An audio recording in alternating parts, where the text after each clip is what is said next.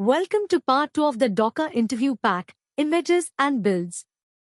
These are 5 of the most asked questions about how Docker images are built, climbing from very easy to genuinely hard. Same rules, one slide is the question, the next is the answer, so when you see a question, pause and answer it out loud before I reveal it. The first 3 are warm-ups.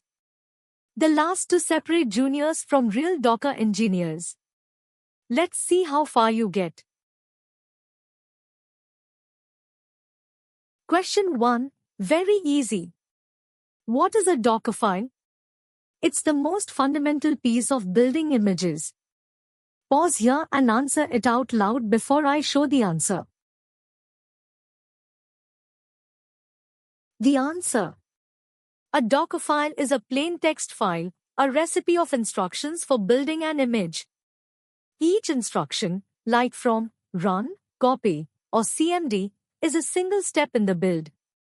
When you run Docker build, Docker reads those instructions top to bottom and turns them into a reproducible image. The clean one-liner, the Docker file is the recipe, and the image is the result. Question 2. Easy. What is an image layer? Layers are the heart of how Docker images work and why they're so efficient. Pause and answer. The answer. An image is built up as a stack of read-only layers, one layer per instruction in the Docker file. Those layers are cached and shared between images. If 2 images use the same base layer, it's stored only once on disk, so pulls are fast and disk usage stays small. And the bonus line, when you run the image, the container adds one thin writable layer on top of those read-only layers. Question 3. Medium. Copy versus add, which one do you use, and when? This is where interviews start filtering for people who actually write Docker files. Pause and answer. The answer. Both bring files into the image, but they're not equal. Copy just copies local files and directories in, predictable, and the preferred choice. Add does that too, but it also auto-extracts local tar archives and can fetch files from remote URLs. Those magic behaviors are what make it surprising and a little risky. So best practice, use copy for everything. And only reach for add when you genuinely want a local tar archive auto-extracted.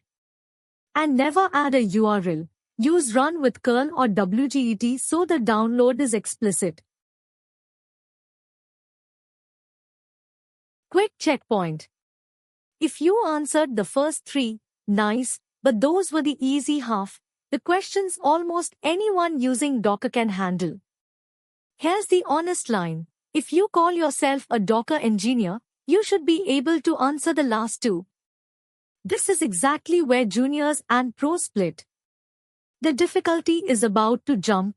Question 4 is hard. Question 5 is genuinely tough. Question 4. Hard. What is a multi-stage build, and why would you use one? This is a real engineer's question.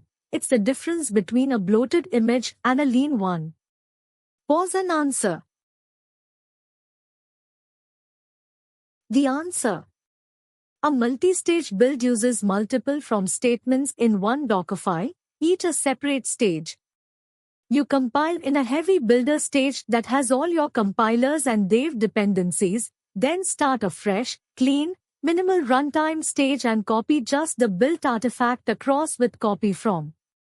Why it wins? The final image is tiny because it carries none of the build tools and none of the source, only the binary you run, so a smaller attack surface and faster pulls. The line that proves it, copy from is equal to builder, /app/bin, dot. Question 5, very hard, the expert question. How do you build a minimal, secure production image? This isn't one trick, it's a checklist that proves you've shipped Docker to production. Pause and give it your best shot. The expert answer. There's no single trick. It's a layered checklist. Start with a small, pinned base, a slim, distroless, or alpine image. Use multi-stage to drop the build tooling and pin the base by digest. Then run as a non-root user, minimize packages and layers, and add a .docker ignore. Now the one that catches people. Any secret baked into a layer persists in the image history even if a later instruction deletes it, so use BuildKit build secrets or inject it at runtime through environment. Finally, scan the image with Trivy or Docker Scout, drop Linux capabilities you don't need, and run with a read-only file system. So, how many did you get?